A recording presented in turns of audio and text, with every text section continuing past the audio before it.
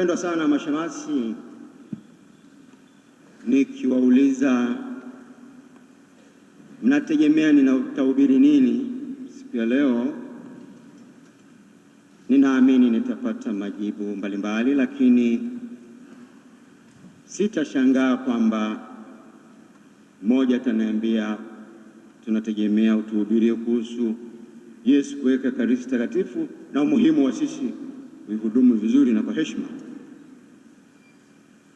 Na mwingine ataniambia anategemea ni uhubiri kuhusu kuwa watu wa sala, kuwa watu wanaotoa sakramenti kwa wahitaji.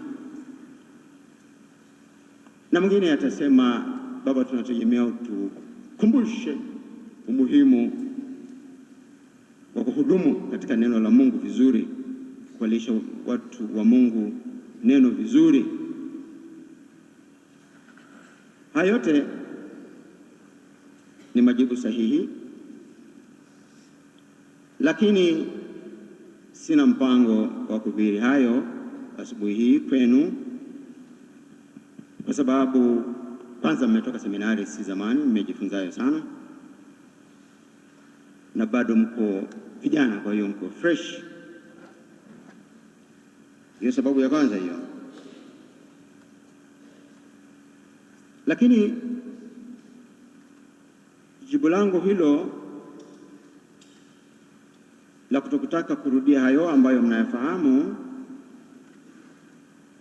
linaeleza kwa nini mwinjili Yohane ile siku ya Alhamisi Kuu ambayo injili yake tumesikia sasa hivi, Bwana Yesu Kristo aliweka sakramenti ya Ekaristi Takatifu pamoja na makuhani, lakini Yohane hazungumzi hilo. Anataja tu kwamba Yesu aliwaosha miguu wanafunzi wake na basi. Kwa nini anafanya hivyo? Moja ni kwa sababu alishazungumza mambo ya uwezo wa Mungu kulisha watu kwa njia ya ajabu. Mtakumbuka ile sura ya 6, ile discourse ya Yohane 6. Alishazungumza sana, alishawatonya wanafunzi wake kuhusu hilo. Lakini sababu ya pili ni kwamba zile injili nyingine 3, Synoptic Gospels, zilishaandikwa muda mrefu kabla ya Yohane kuandika. Na hawa akina Mathayo, Marko na Luka wanazungumzia kinaganaga kuhusu Yesu kuweka sakramenti ya Ekaristi Takatifu. Kwa hiyo yeye haoni kwa nini arudie tena, kwa sababu watu wameshaambiwa, kama ninyi mnavyojua vizuri hilo, na kwamba sirudi. Lakini hilo la kuosha wanafunzi miguu yeye alipenda alitaje, kwa sababu moja ni kwamba wale Synoptic Gospels hawakulitaja. Lakini la pili ni kwamba lina umuhimu wake wa pekee, na umuhimu huu uko katika kutekeleza kwa vitendo kile ambacho Ekaristi Takatifu inalenga, yaani utumishi, kujitoa kabisa kama Yesu alivyojitoa msalabani na kudhihirisha upendo. It's the practical side of it. Wapendwa mapadri wateule, mkesha adhimisha Ekaristi Takatifu, naomba sana ifuatwe na matendo yanayoifanania. Ndio kuwaosha miguu wahitaji wote wa kiroho na wa kimwili. Wa kiroho wahudumieni kwa kuwapa sakramenti bila kusema nimechoka, au kule mbali sana, au sijui sina dizeli ya kwenda kule, au mlimani mno. Visingizio vya hivyo visiwe. Tafadhali sana mkatoe huduma bila kujali hali. Na kwa huduma za kawaida, wapendeleeni yatima, wapendeleeni wajane na wahitaji wengine kadiri mnavyoweza. Always remember, preferential option for the poor and the needy. Sambamba na huduma hiyo, Bwana Yesu Kristo pia anawaona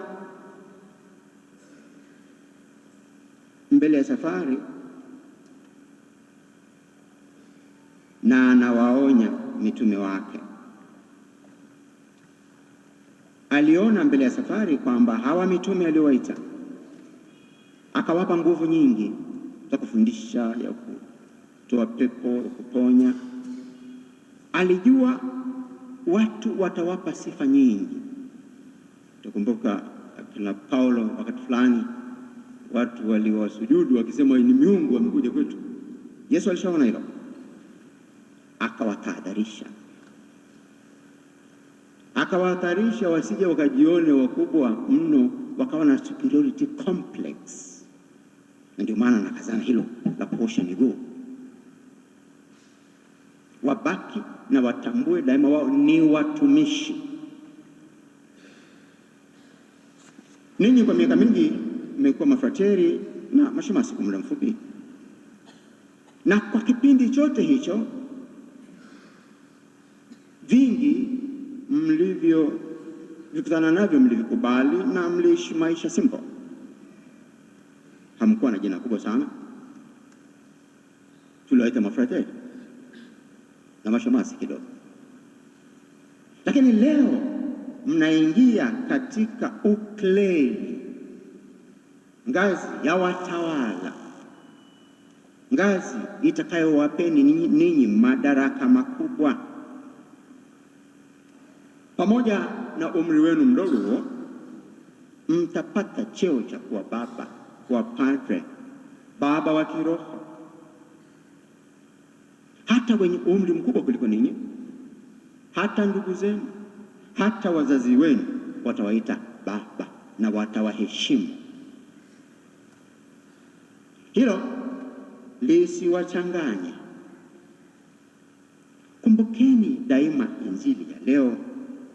Yesu anawaosha miguu mitume na anawaambia, na ninyi mkawaosha wengine miguu. Hivyo ukleri usiwafanye mwanze kuvimba vichwa sana, kujiona superior sana, kuanza kugombeza kila mtu. Hapana, ndugu yangu, ni utumishi. Ni utumishi.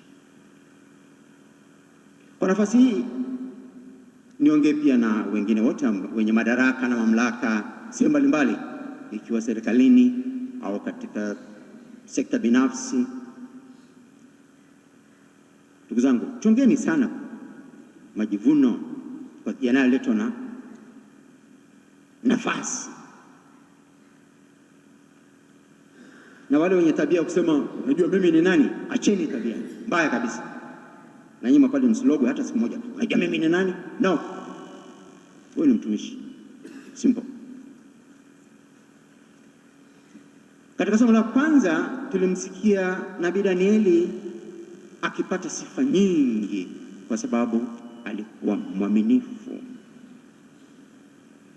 Alitimiza vema maagizo ya mfalme kiasi kwamba hata waliotafuta makosa ili wamshtaki hawakupata, sababu ya uaminifu wake. Kwa hiyo mapadri wateule, pamoja na kupenda watu na kuhudumia watu, nipende kuwaagiza kukuza utamaduni wa kupendezesha maeneo mnayokaa na mtakayokaa, kama alifanya Danieli, kufanya yote vizuri kama unavyoagizwa. Hapo utakapopangiwa ndio nyumbani kwako. Tafadhali papendezeshe. Narudia, sababu ya kurudia hilo, na naongea kwa wote sasa, na kama mpeke maparoko, pendezesha eneo lako naloishi. Watu wakija sema hapa na mimi natamani hamia hapa, sio hapa sipendi kukaa. Pia popote mtakapokaa, tunzeni mnavyovikuta pale. mkianza na vifaa vya misa, vitabu vile vya sakramenti, vitabu vile muhimu kama nilivyowaambia wenzenu hapo, kumbukumbu za matukio ya siku. Tunzeni magari mtakayokuta pale, tunzeni mashine, tunza ardhi, yote yaone ni yako.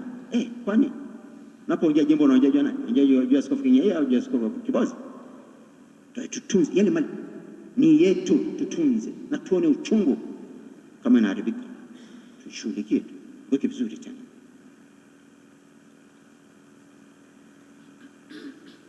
Ukiona wewe ni mwepesi kuweka gari juu ya mawe kwa sababu ya kurudumu au spring imetoka, anza kujiuliza, mimi kweli ni mzalendo wa jimbo hili? Katika somo la pili, Paulo anaandikia Waefeso. Kubwa ni kwamba anawakumbusha kuwa wao ni wachungaji na walimu. Wateule wangu, hivyo pia ndio vyeo vyenu. Sasa nigusie huu wajibu wenu wa kufundisha kama walimu. Wajibu huu kwa sasa hivi ni wa muhimu kweli, kwa sababu jamii inapitia changamoto ya mmomonyoko wa maadili. Changamoto namba moja ni wa baba na wa mama walio wengi kuto kutimiza wajibu wao vizuri. Uzito wa jambo hili ndilo lililotufanya sisi Dodoma tutangaze kwamba mwaka huu ni mwaka wa familia, na specifically baba na mama. Familia nyingi zinapitia wakati mgumu, na sababu kubwa ya ugumu huo unatokana na baadhi ya wababa na wamama kuto kuwajibika inavyopasa. Hawafuati mfano wa wazazi wenzao katika familia takatifu Yosefu na Maria. Kwa hiyo kwa nafasi hii ninawatuma sasa, ninyi mapadri wapya pamoja na mapadri wote wa jimbo hili, kwenda kuwakumbusha wababa wote kuwa, moja, wake zao wanawategemea watoe mwongozo wa maisha na kuwatia moyo. Watategemea hilo sana kwa wababa. Wababa wengine wamesahau. Wakumbusheni wababa kwamba wanawategemea wawasaidie wake zao katika kupambana na changamoto katika maisha, sio kuacha peke yao. Umwambie utajiju alia peke yako huko wewe mama. Kwa hiyo asiwepo baba atakayetelekeza familia yake, ambalo hilo nalo ni tatizo kubwa siku hizi. Wababa wengi wakipata changamoto katika maisha, wanachofanya ni kukimbia na mwachia mama familia. Wakumbusheni ni wajibu wao kukaa na wake zao na kuona namna ya kutatua matatizo, sio kukimbia familia. Waambieni kuwa watoto wanawategemea wawasaidie katika kutimiza ndoto zao, ikiwa ni pamoja na ushauri wanapofikia umri wa kuchagua kwenda chuo, aende chuo gani, kuchagua kazi, achague kazi gani na kadhalika. Wakumbusheni wa baba kuwa watoto wanafurahia uwepo wa baba, the presence, uwepo wake tu ni furaha kwa watoto, na mama vile vile, hasa wale ambao hawaonekani wiki nzima, hata mwezi wanapishana na watoto tu mpaka baba anaitwa mjomba. Wakumbusheni wa baba kuwa wake zao na watoto wao wanafurahia kuwa na baba mpambanaji na sio baba aliyekaa kiasara tu. Alafu waulize wa baba swali hili: wanatumia muda mwingi kiasi gani kukaa pamoja na familia zao kwa ajili ya kusali, kuzungumza pamoja na hata kula pamoja? Muda gani kwa wiki? Waulizeni wajibu hilo swali. Waulizeni wa baba wanajihusisha vipi na familia kubwa zaidi kuliko familia yao. ile familia inayowazunguka, kama jumuiya ndogo ndogo, kwa mfano vyama vya kitume, kwa mfano majitoleo kwa kanisa, kwa mfano swala zima la fungu la 10, kwa mfano, na michango mingine. Wanajihusisha vipi hawa baba na familia hiyo kubwa zaidi? Wakumbusheni wa baba kwamba kuwa baba ni cheo chenye gharama kubwa, gharama ya muda, gharama ya fedha, gharama. Wamekikubali hicho cheo wakiishi. Na wamama je? Hayo niliyosema kuhusu wa baba yanawahusu pia kina mama, kwa wakumbusha. Lakini pamoja na hayo, naomba mwakumbushe wa mama kuwa wana wajibu wa kutengeneza tabia za watoto. Ili tabia za watoto ziwe nzuri, zinamtegemea kweli mama. Mama wafundishe maadili. Mama atoe elimu ya awali kwa watoto kuhusu Mungu, awe mfano mzuri kwa maisha ya watoto. Yuko nao mara nyingi.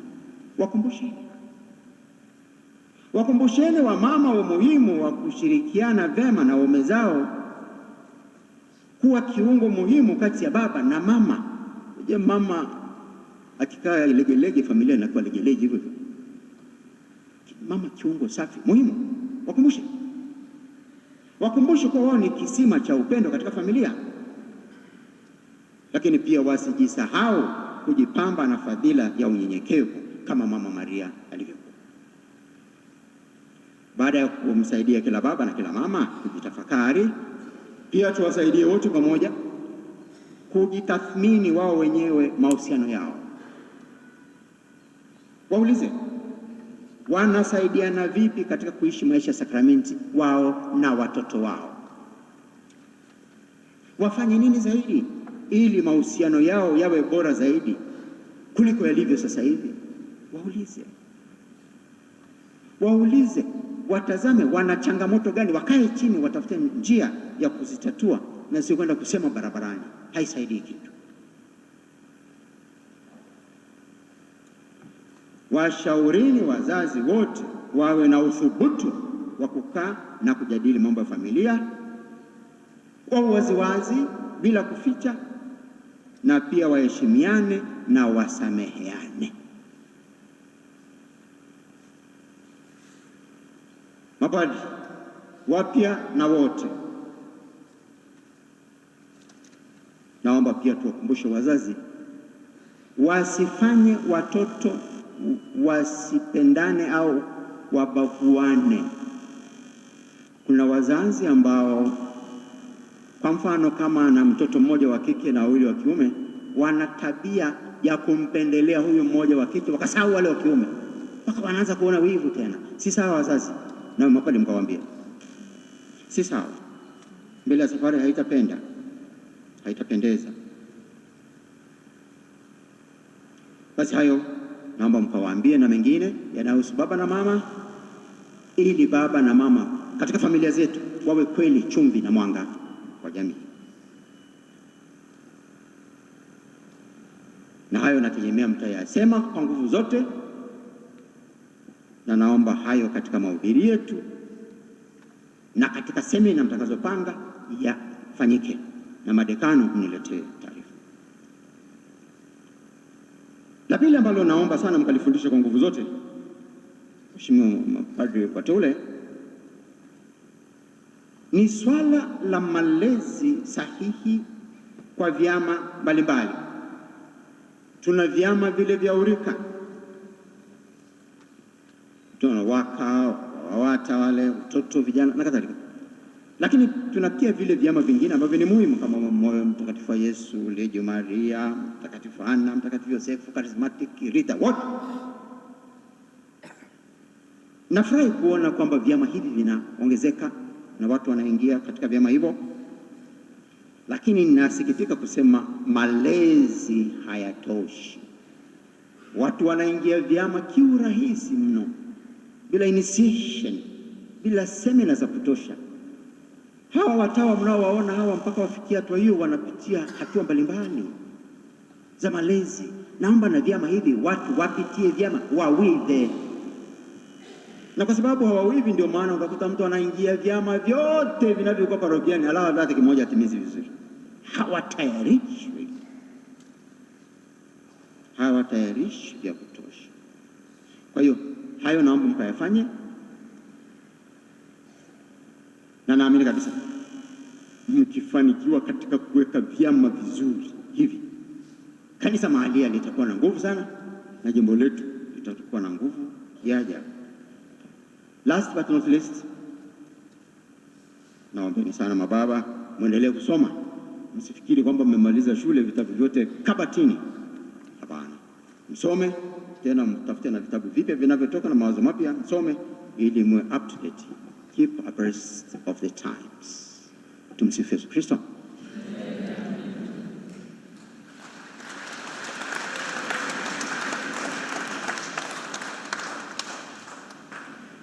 Sasa inafuata ahadi ya wateule. Wateule peke yao watasimama, watakuja mbele ya askofu na askofu atawahoji.